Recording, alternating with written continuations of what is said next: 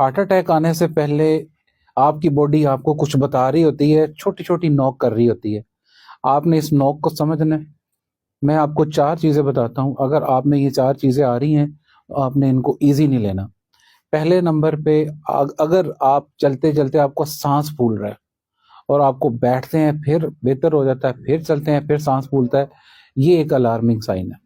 दूसरे नंबर पे, चलने से अगर आपको छाती में बोझ, खिंचाव महसूस होता है, पसीने आते हैं, या वही बोझ आपका बाजू में भी जाता है और जबड़े में भी जाता है, ये एक अलार्मिंग साइन है।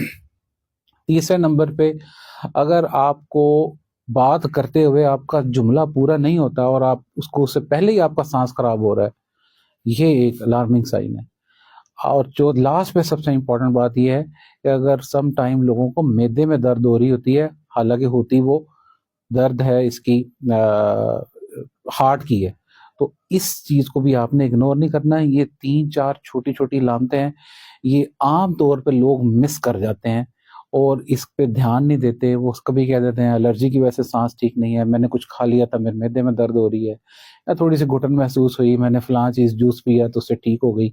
इन चीजों को आपने इजी नहीं मिस नहीं करना, और वरना ये फिर बहुत बड़ी प्रॉब्लम बन के सामने आती है। ये आपके लिए take home message thank you so much. है।